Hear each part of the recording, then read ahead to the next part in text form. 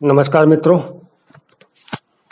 भारत संभवतः दुनिया का अकेला देश है जिसने अपने ऊपर हुए अत्याचारों पर आवरण डालने का प्रयास किया है। अपने इतिहास से उन पृष्ठों को फाड़ने या छुपाने का प्रयास किया है जो हमारी माताओं बहनों की चीखों से भरे हुए हैं, जिनमें धू धू करती चिताओं के चित्र हैं, अग्निकुंडों में कूदती नारियों की चित्कारें हैं, अंतिम विकल्प के रूप में अपना शीश हथेली पर लेकर लड़मरते वीरों का शौर्य है और अट्टहास करते राक्षसों का अहंकार है। लेकिन क्यों छुपाने का यह प्रयास? क्यों चित्रों को धूमिल करने की चेष्टा? क्यों और चित्रों की त्रुटिपूर्ण व्याख्या करने का प्रयत्न क्यों?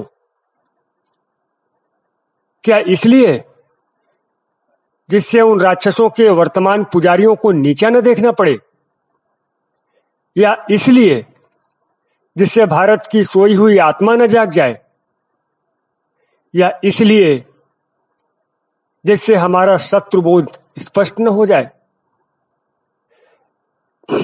लेकिन नहीं, अब भारत जाग रहा है। अब वह छुपाए हुए पृष्ठों को खोल रहा है, दबी हुई चीखों को सुन रहा है। चित्तौड़ की पद्मिनी को तो लोग इसलिए जान सके क्योंकि मलिक मोहम्मद जायसी ने पद्मावत लिख डाला, लेकिन ऐसी कितनी ही पद्मिनियां इतिहास के अंधकार में गुम हैं जिन्हें कोई जायसी नहीं मिला, जिन पर कोई पद्मावत नहीं लिखा गया। ऐसी ही एक पद्मिनी गढ़ कुंडार में हो गई। नाम था राजकुमारी केसर देई और अलाउद्दीन का नाम था मोहम्मद बिन तुगलक। वही तुगलक जिसे लोग पागल सुल्तान कहते हैं। लेकिन भारतीय स्त्रियों को भोगने की कामना करने में उसने पागलपन नहीं किया, बल्कि उसी सुनिश्चित नीति का पालन किया जिसका आरंभ मोहम्मद बिन कासिम ने किया था और जिसे उसके पूर्वज अलाउद्दीन खिलजी ने पूरे जोर शोर से अपनाया। सुनते हैं पूरी कहानी।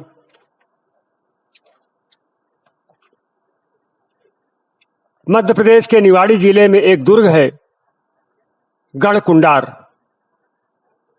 पहले यह टीकमगढ़ जिले में आता था। बड़ा ही रक्त रंजित इतिहास है इस दुर्ग का और एक प्रकार से अभिशप्त भी है। दुर्ग एक पहाड़ी पर स्थित है। चारों ओर घने जंगल हैं। 7 मंजिला दुर्ग है। 3 मंजिलें जमीन के नीचे और 4 ऊपर।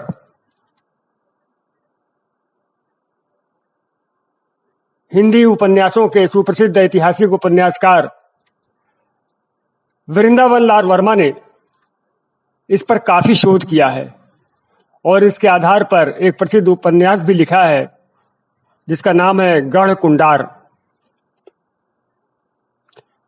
मित्रों, यदि आपको पढ़ने का शौक है तो मैं तो कहूंगा इस उपन्यास को आप पढ़ें। खैर, चंदेल खंगार और बुंदेला राजवंशों का इतिहास यहां से घनिष्ठ रूप से जुड़ा हुआ है। बाद में बुंदेलों ने इसका परित्याग कर दिया और ओरछा आ गए। कहा जाता है कि यहां खंगार राजाओं का राजकोष छुपा हुआ है, जो इतना अधिक है कि किसी देश का भाग्य बदल दे, लेकिन उसे आज तक कोई पा न सका। हां, पाने के प्रयास में अनेक लोगों को अपने प्राण अवश्य गंवाने पड़े।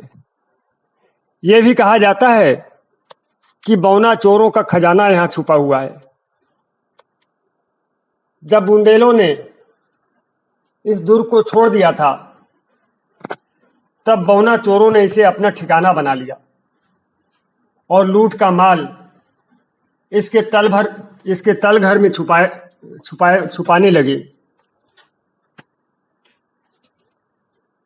दोस्तों, ये जो गढ़ कुंडार शब्द है, इसे भी समझिए। इसमें दो शब्द हैं, गढ़ और कुंडार। गढ़ का मतलब किला होता है और कुंडार वास्तव में कुंडार्क का बिगड़ा हुआ रूप है। अगर कुंडार्क का आप संधि विच्छेद करेंगे तो आपको मिलेगा कुंड और अर्क। कुंड का मतलब सरोवर होता है, तालाब होता है, और अर्क का मतलब सूर्य होता है। तो इस तरह से कुंडार का मतलब हुआ सूर्य सरोवर। ऐसा माना जाता है कि कभी यहां पर एक ऐसा तालाब हुआ करता था जिसके जल में सूर्य का प्रभाव अत्यधिक था, और इसीलिए इसमें स्नान करने से त्वचा संबंधी बीमारियों से छुटकारा मिलता था। इस सरोवर के अवशेष आज भी यहां गजानन माता मंदिर के पास मिलते हैं। बता दें, गजानन माता खंगारों की कुल देवी थी। गजानन गणेश को कहते हैं, तो गणेश की माता कौन हुई? पार्वती। तो इस तरह से गजानन माता को भी आप समझ सकते हैं। मित्रों, गढ़ कुंडार का ये जो किला है, ये बड़ा ही दृष्टि भ्रम पैदा करने वाला किला है। इसकी विशेषता यह है कि 12 किलोमीटर से तो ये स्पष्ट दिखाई देता है, क्योंकि ऊंचाई पर है।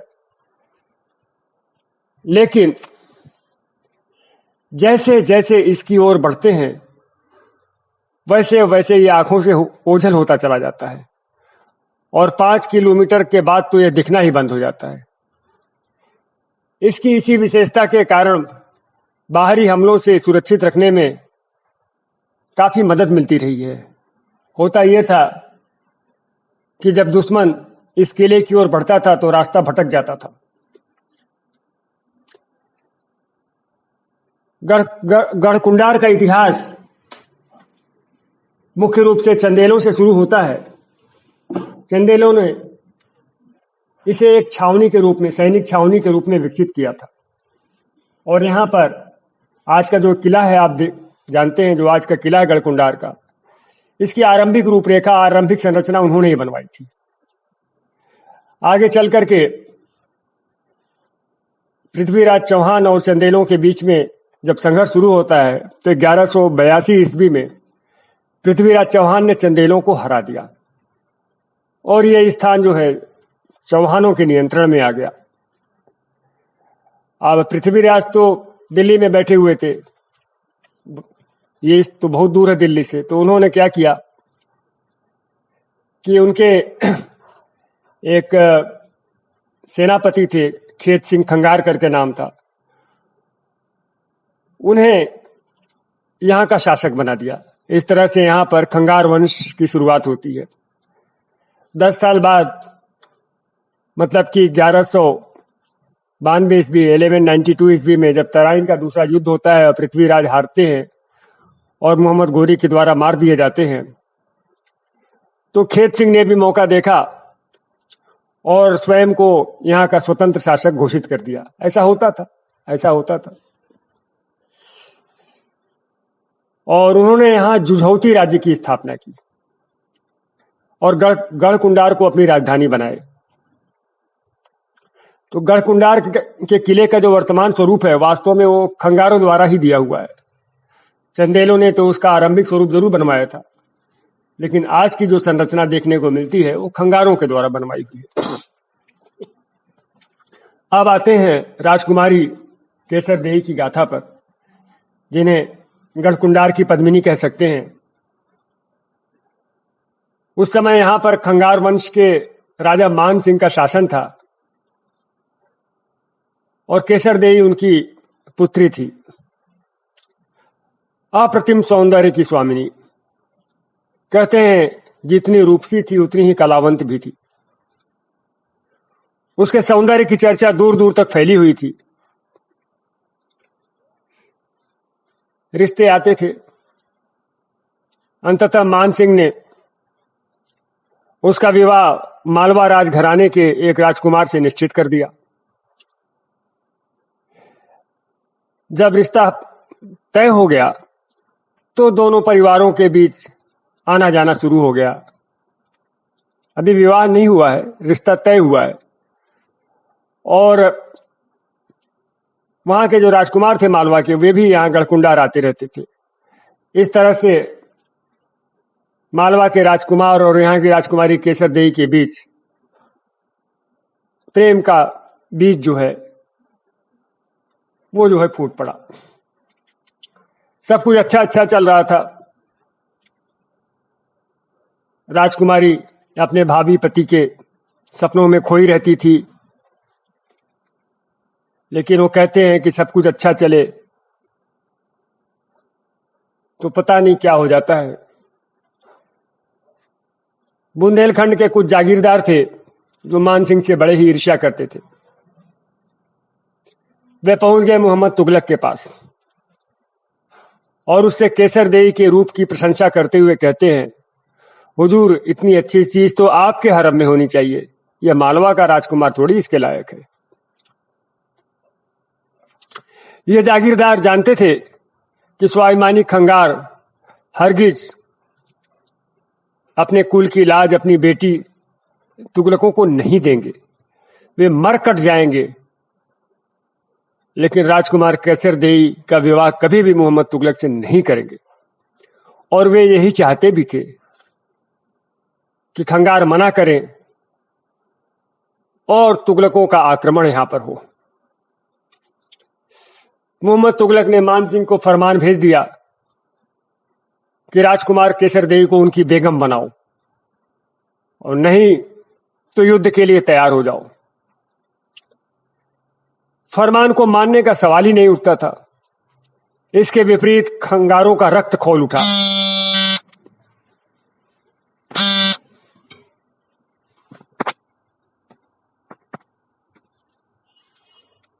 रक्त खौल उठा और उन्होंने साफ मना कर दिया, युद्ध के लिए तैयार हो गए। मोहम्मद तुगलक ने गढ़कुंडार का दुर्ग चारों ओर से घेर लिया। कई दिनों के घेरे के बाद अंततः खंगार योद्धा दुर्ग के बाहर आ गए। अब दिल्ली की विशाल सेना एक तरफ, दूसरी तरफ बेचारे खंगारों की छोटी सी सेना, कब तक टिकते। धीरे धीरे खंगारों की सेना कमजोर पड़ने लगी। उनके वीरों के शरीर इधर उधर गिरते गए। राजा मान सिंह भी अपने पुत्र वरदाई और दूसरे सेनापतियों के साथ वीर गति को प्राप्त हुए। गुप्तचरों ने अंतःपुर में सूचना दी कि महाराजा मान सिंह और राजकुमार वरदाई वीर गति को प्राप्त हो चुके हैं और मोहम्मद तुगलक राजकुमारी केसर देई को प्राप्त करने के लिए दूर की ओर बढ़ा आ रहा है। लेकिन इतिहास ने फिर एक और पद्मिनी देखी और देखा एक जौहर जो चित्तौड़ में नहीं गढ़कुंडार में हुआ। दुर्ग के पीछे बने एक कुंड में अग्नि प्रज्वलित की गई तथा सबसे पहले केसर देई ने और इसके बाद एक एक करके सैकड़ों छत्राणियों ने इस अग्नि कुंड में कूदकर अपनी जीवन लीला समाप्त कर ली।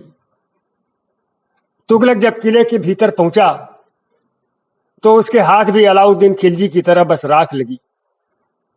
यह 1347 की बात है, 1347 की बात है। किले के कुछ शिलालेखों में भी इस घटना का उल्लेख है, लेकिन जाने क्यों इतिहास में इस घटना को दबा दिया गया। संभवतः मोहम्मद बिन तुगलक को कलंक से बचाने के लिए। लेकिन लोकमानस में यह कहानी आज भी दर्ज है। राजकुमारी केसर देई का जौहर स्तंभ आज भी यहां है।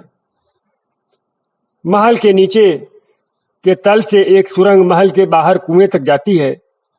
इस कुएं को जौहर कुआं कहते हैं क्योंकि राजमहल की रानियों और राजकुमारी केसर देई ने इसी को अग्निकुंड बनाकर अपने प्राणों की आहुति दी थी। यहाँ के बुंदेली लोकगीतों में केसर देवी को आज भी एक देवी की तरह याद किया जाता है और उनके स्मारक की पूजा की जाती है। तो मित्रों, ये थी गढ़कुंडार के पद्मिनी की गाथा, जिस पर इतिहास ने पर्दा डालने का प्रयास किया है। तो ठीक है मित्रों, फिर मिलते हैं।